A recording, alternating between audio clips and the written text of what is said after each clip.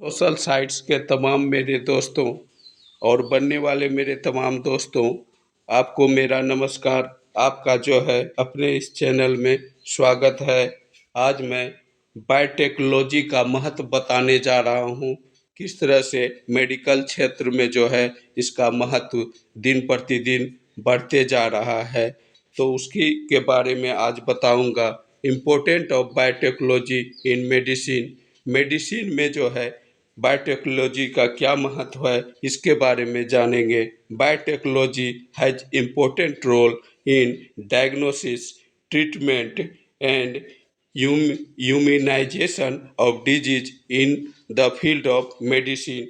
इसमें जो है रोगों की पहचान और जो है उसके जांच में और उसके इलाज में और जो है प्रतिरक्षण, किस तरह से रोग से बचा जाए, इसमें जो है बायोटेक्नोलॉजी का महत्व दिन प्रतिदिन बढ़ते जा रहा है।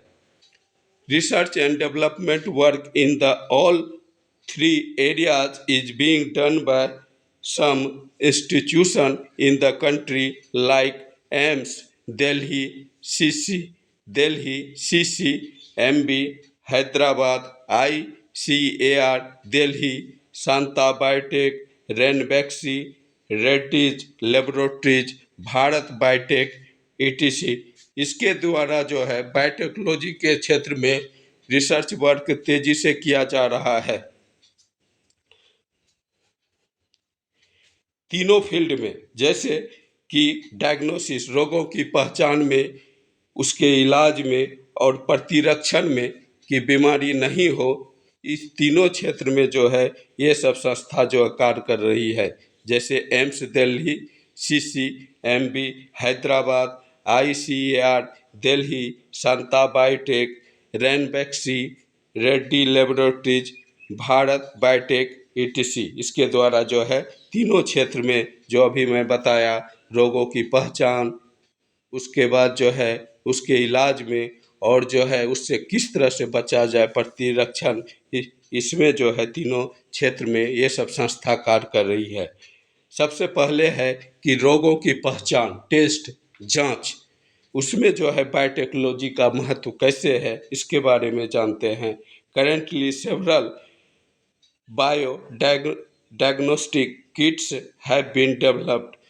अभी वर्तमान समय में बहुत सारा जो है बायोटेक्नोलॉजी से जो है बायोटेक डायग्नोस्टिक किट, यानी कि बायोटेक जो है बायो डायग्नोस्टिक किट जो है रोगों की पहचान का जो किट है, जो बायोटेक्नोलॉजी पर आधारित है, उसका डेवलप जो है किया जा रहा है अनेक संस्थाओं द्वारा। Which is based on the mainly micro organism, वह जो है सूक्ष्म जीवों पर आधारित है। Such kits can be use in the detection initial stage of serious disease. और इस बायोटेक किट के माध्यम से जो है घातक बीमारी का जो है शुरुआती स्तर में ही पहचान, जांच, इलाज सब संभव हो पाता है। जैसे घातक बीमारी, एड्स, हेपेटाइटिस, कैंसर, ये सब के बारे में जो है शुरू में ही बायो किट्स जो है बायोडायग्नोसिस किट्स जो है उसके माध्यम से जो है शुरुआत में ही जाना जाता है कि बीमारी जो है एड्स है कि हेपेटाइटिस बी है या कैंसर है, उससे जांच शुरू में ही हो जाता है। अब जांच में तो हो गया, अब इलाज में बायोटेक्नोलॉजी का कैसे यूज होता है उसके बारे में जानते हैं। Gene therapy, a permanent diagnosis of disease eight gene level is possible through gene therapy. Gene therapy के माध्यम से जो है परमानेंट जो है रोगों की पहचान जीन स्तर पर ही हो जाता है। जैसे कि मानव में 46 जीन है और जो है हर जीन में अलग अलग गुण है, या बीमारी कोई होगा तो जीन स्तर पर जो है शुरुआती स्तर में होगा, जो बायो डायग्नोसिस किट से जो है शुरुआती स्तर में ही उसकी जांच संभव है, जो पहले संभव नहीं था। लेकिन इस नए टेक्नोलॉजी से जो है शुरुआती स्तर में जो है परमानेंट उसका जांच जो है हो सकता है और जो है उसका इलाज भी हो सकता है। जैसे जीन थेरेपी के माध्यम से जांच भी होगा, इलाज भी होगा। This work also become effective through the human genome project. और यह कार्य जो है ह्यूमन जीनोम प्रोजेक्ट पर जो अमेरिका में तेजी से कार्य हो रहा है, जो है वह कार्य बहुत हद तक सफल हो चुका है। उसके माध्यम से यह जो है कार्य और भी इफेक्टिव बनते जा रहा है, क्योंकि ह्यूमन ह्यूमन जीनोम प्रोजेक्ट में जो है हर जीन की पहचान, उसके गुण दोष, हर चीज़ का जो है जानकारी प्राप्त होता है और निदान शुरुआती स्तर में ही हो जाता है। इससे जो है स्मार्ट बेबी का जन्म होता है।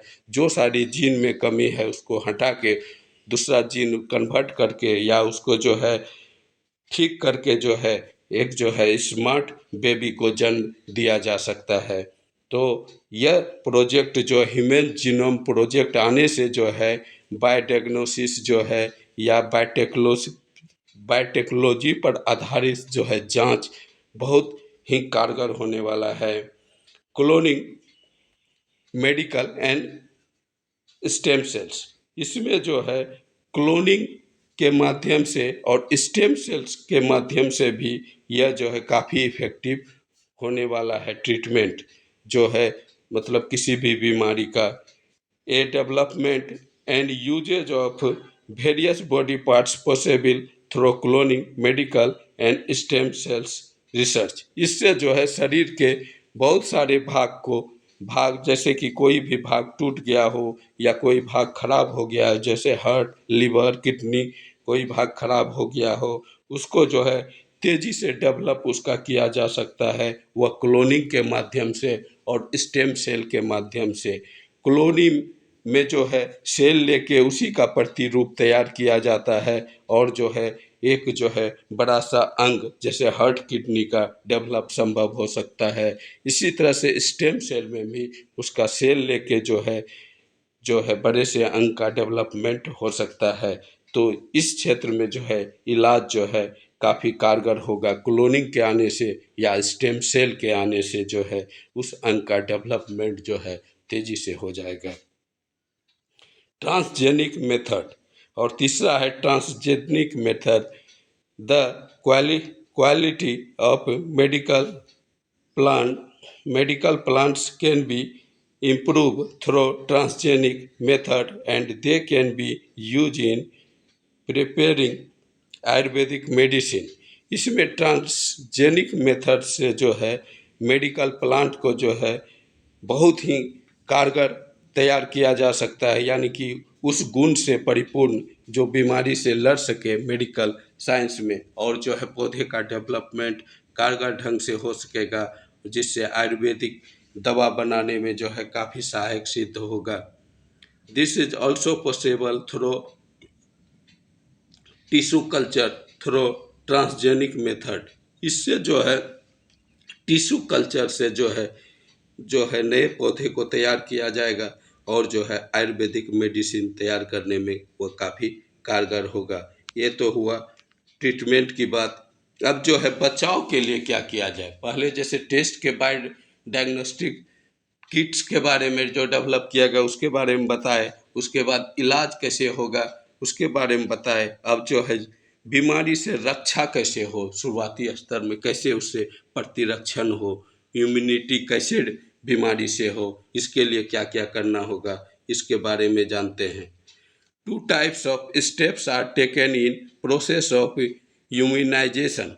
इसमें दो तरह का जो है कदम उठाया गया है बीमारी से रक्षा के लिए, प्रतिरक्षण के लिए।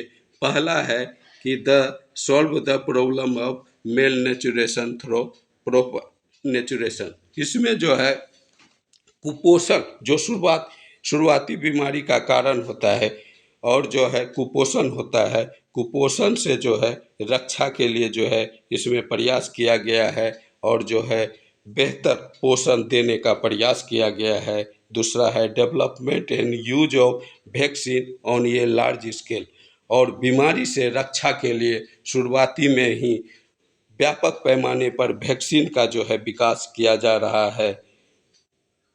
उसके बाद जो है fruits and flowers, milk, meat containing nutritious elements are being developed using biotechnology for proper nutrition।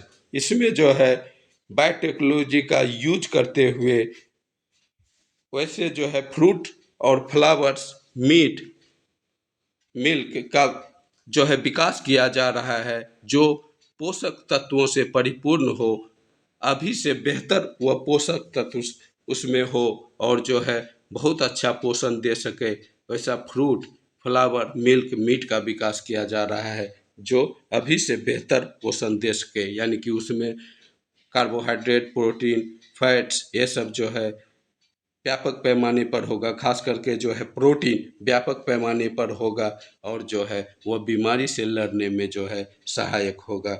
इसी तरह से जो बायोटेक्नोलॉजी का यूज उसमें करके जो है वैसा डेवलपमेंट फ्रूट का करेगा, फ्लावर का, मीट का, मिल्क का, और जो है वह पोषक तत्वों से परिपूर्ण होगा।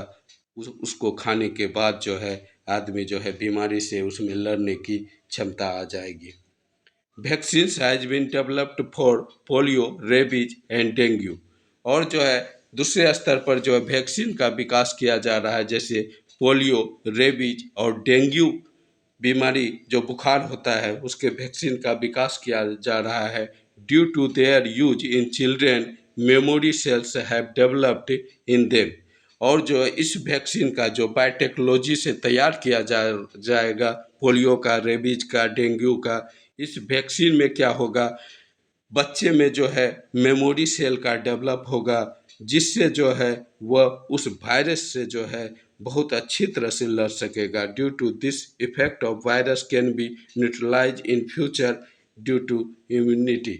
और जो है बेहतर तरीके से लड़ने के अलावा बच्चा जो है यदि उसमें मेमोरी सेल का डेवलपमेंट हो जाता है इस वैक्सीन को लेने से, वह बेहतर तरीके से तो बीमारी से लड़ेगा और जो है बाद में जो है भविष्य में जो है वह बीमारी ही समाप्त हो जाएगा और जो है बीमारी से जो है बिल्कुल जो है बच्चा फ्री हो जाएगा। जैसे अभी पोलियो बीमारी पूरी तरह से भारत में समाप्त हो चुका है, उसी तरह से एक दिन आएगा कि और भी घातक बीमारी जो है ख़त्म हो जाएगा, जैसे डेंगू, रेबीज, ये सब भी बिल्कुल ख़त्म हो जाएगा और इसका इफेक्ट जो है दिखेगा नहीं कहीं। और जो इसके लिए जो है काफ़ी पैमाने पर रिसर्च और डेवलपमेंट करने की ज़रूरत है और इंफ्रास्ट्रक्चर का इस क्षेत्र में विकास करने की ज़रूरत है और पूंजी की ज़रूरत है, सरकार को ध्यान देने की ज़रूरत है, तब जो है और आम जनता को जागरूक होकर जो है इस क्षेत्र में जो है सरकार से मनवाने और कार्य करने की ज़रूरत है। तब जो है बायोटेक्नोलॉजी का यूज जो है मेडिकल साइंस में काफ़ी कारगर होगा और जो है काफ़ी इफ़ेक्टिव होगा, जो है रोगों के निदान में काफ़ी सहायक होगा। ओके गाइज, वीडियो अच्छा लगा हो तो चैनल को सब्सक्राइब करें, दोस्तों को भी शेयर करें, उनसे भी सब्सक्राइब करें ताकि आपके लिए मोर वीडियोज़ मैं अपलोड कर सकूं। ओके बाय, आज के लिए बस इतना ही।